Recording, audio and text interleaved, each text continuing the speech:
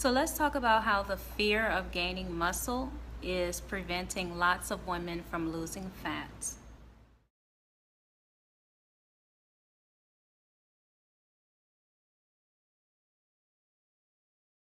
Many of the fit people you follow actually sometimes eat crap stuff. They eat junk food or fast food every once in a while, and you're wondering how is it that they're able to eat this stuff and they're still lean and fit?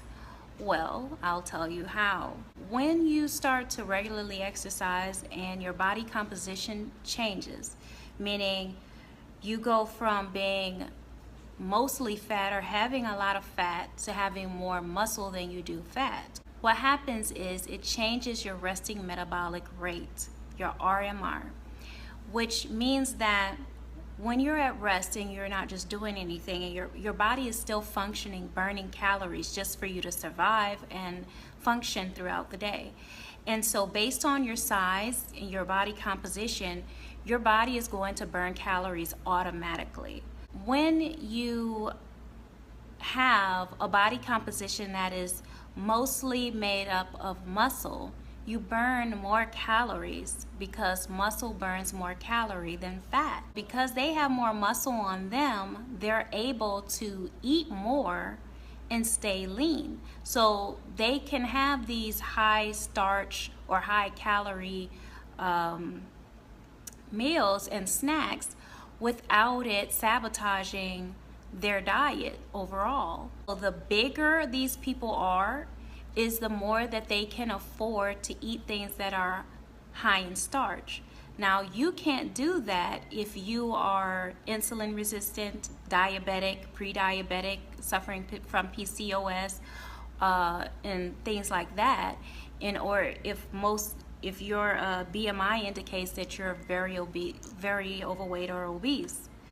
Once you get to a certain level and you actually stick it out long enough for your body composition to change and your body fat percentage to change, then there's going to be a time when you can actually go back and reevaluate some of the foods that you've excluded out of your diet because you needed to stay away from them for a while. And then you can, now that you have a structured way of eating, you can start eating those things again, seldomly and in a structured way. And so what that means is, for instance, early on when I was still obese, I could not sit around and eat donuts because my body fat percentage was off. I was carrying around too much fat, and I was not as active as I am now. So what that meant was that most of the time when I would eat high starchy things, and plus being insulin resistant at the time, that extra starch that would just go towards fat, that fat storage, because I wasn't burning that extra. I wasn't in a caloric deficit. But now that it's so easy for my body to burn a certain amount of calories, maybe once a week or once every few days, I could have a donut and fit it into my macros because I track my macros. And so when I'm talking about introducing some of those old foods back, I'm still meaning in a structured way. It's still something that you rarely have, and when you do have it, you're keeping track of the amount that you eat. It's not a reckless thing. That is the way that they're able to do that.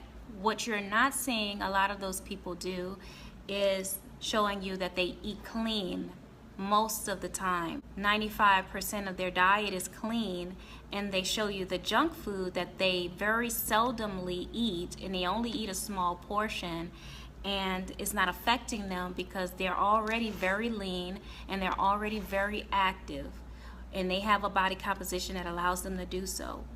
You cannot do what they're doing because you're not living their life and you're not in their body. So you have to find your sweet spot. You have to get to a point where you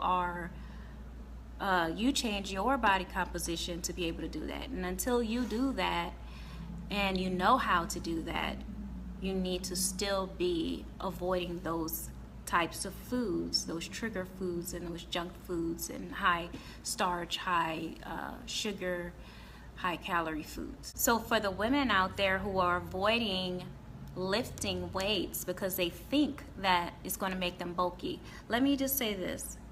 Number one, those women who look like that purposefully want to look like that, and they're doing things and sometimes taking things in order to look that way. You will not on accident ever wake up being too big, first of all. Second of all, when you build that muscle, if you're eating right, it's going to be lean muscle. So it's not going to be the bulky muscle, and you wouldn't even know how to do that. It's something that has to be purposefully done. That's what I'm trying to tell you. So you're not going to wake up bulky. You're not going to get big. You're going to get muscle, and that's going to help you burn fat faster. As long as your body composition is mostly fat, it doesn't matter how much weight you lose. If you don't hardly have any muscle, it's going to be harder for you to burn fat that you want to lose. So the only way that I've gotten here is through lifting. If I was just doing cardio, what so many women are used to doing, my body fat percentage would still be high, and it would actually be harder for me to lose that fat because I don't have muscle burning the fat throughout the day. So you actually set yourself back when you avoid lifting weights and doing strength training. You're actually setting yourself up to make it harder on yourself. The women who actually lift weights find it easier to lose weight and stay lean after the fact. So if you're looking for a secret, that's what it is lifting. If you want any more information about this, I am a certified personal trainer and nutritionist, and I also know how to help you to deal with the mind battle that this takes you through, because that's all this is. This is not a fat problem, this is a mind problem. And some of you might be saying, well, you don't know the health issues that I have that contribute to my weight. I'm not talking about the medical reasons why you gain excess weight. I'm talking about the behaviors that make you gain excess weight. I had PCOS also, and so that contributed, but PCOS didn't make me stuff carbs in my face all day. PCOS didn't make me sit on my behind all day. PCOS didn't make me emotionally eat, etc., etc. So